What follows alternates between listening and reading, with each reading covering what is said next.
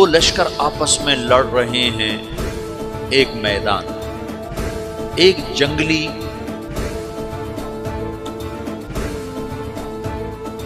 بدوؤں کا قافلہ، جنگل کے لوگ اپنے قبیلے کو لے کر، ایک جنگلی قبیلہ اپنے سردار کے ساتھ نقل مکانی کر رہا ہے ایک جگہ سے دوسری جگہ۔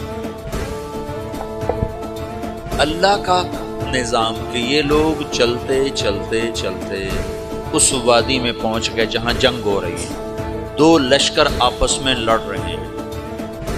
جب یہ وہاں پہنچتے ہیں تو ایک لشکر کے قدم اکھڑ رہے ہیں اور دوسرا غالب آ رہا ہے۔ ان کو نہیں پتا شکست کھانے والے کون ہیں اور فتح پانے والے کون ہیں، ان کو نہیں پتا۔ اس جنگلی قبیلے کے سردار کا نام بھی تغرل ہے، تغرل۔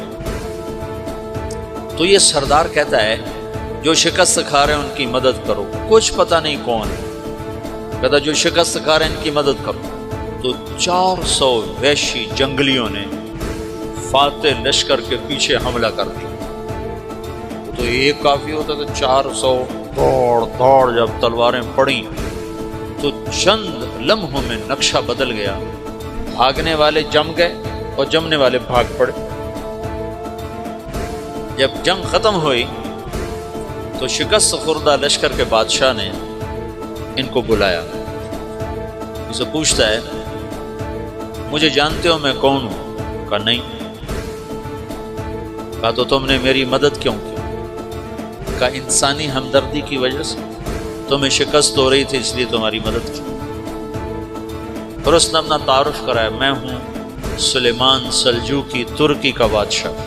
مسلمانوں کا لشکر تھا اور تاتاریوں سے شکست کھا رہا تھا، تاتاری فتح پا رہے تھے، مسلمان شکست کھا رہے تھے۔ تو وہ اللہ کی غیبی مدد بن کر آئے۔ تو وہ اس سے کہتا ہے میرے ساتھ رہنا پسند کرو، تم نے میرے اوپر احسان کیا ہے، میں اس کا بدلہ دینا چاہتا ہوں، میرے ساتھ رہنا پسند کرو؟ کہنے کا کر لوں گا۔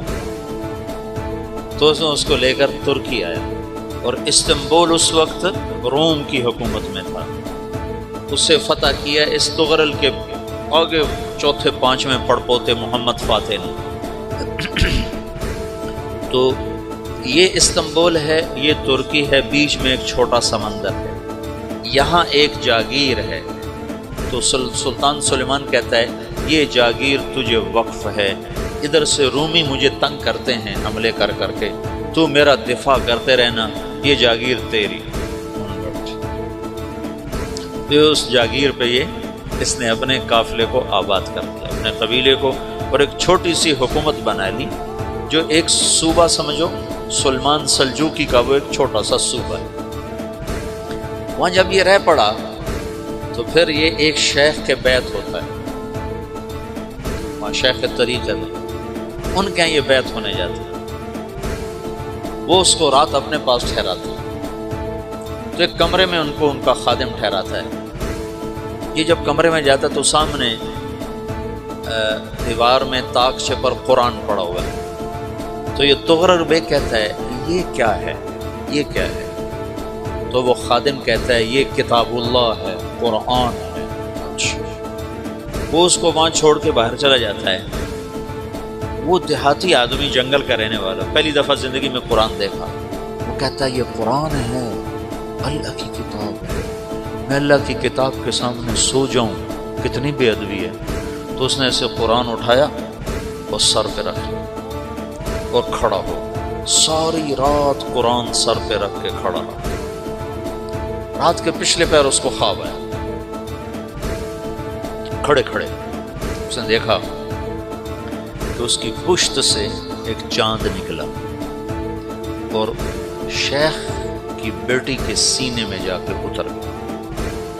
پھر اس لڑکی کے سینے سے ایک درخت نکلا جو پھیلتے پھیلتے پھیلتے 3 بر اعظم پہ چھا گیا، افریقہ پر، یورپ پر، ایشیا۔ پھر اس کی آنکھ کھل گئی، وہ کھڑا ہوا ہے۔ تو اس نے صبح یہ خواب اپنے شیخ کو سنایا، تو انہوں نے اپنی بیٹی اس کے نکاح میں دی تھی۔ اس بیٹی سے ایک بچہ پیدا ہوا، تغرل بیگ نے اس کا نام رکھا عثمان، عثمانی ترک نام سنو، جو میں نے کل بتایا تھا کہ 1924 میں وہ خلافت ختم ہوئی۔ تو ایک بیٹا پیدا ہوا عثمان، عثمان نے پھر ایک نئی اسلامی حکومت کی بنیاد رکھی جو 1924 تک چلتی رہی، کوئی 800 سال یہ حکومت چلی۔ تو حکومت کا شیرازہ بکھرا لیکن پھر جڑ جاتا تھا، پر وہ کرنے اول والا جوڑ کبھی نہ پیدا ہوا، ٹکڑے بن گئے۔ ان ٹکڑوں میں اللہ لوگ پیدا کرتا رہا جو دعوت دیتے رہے۔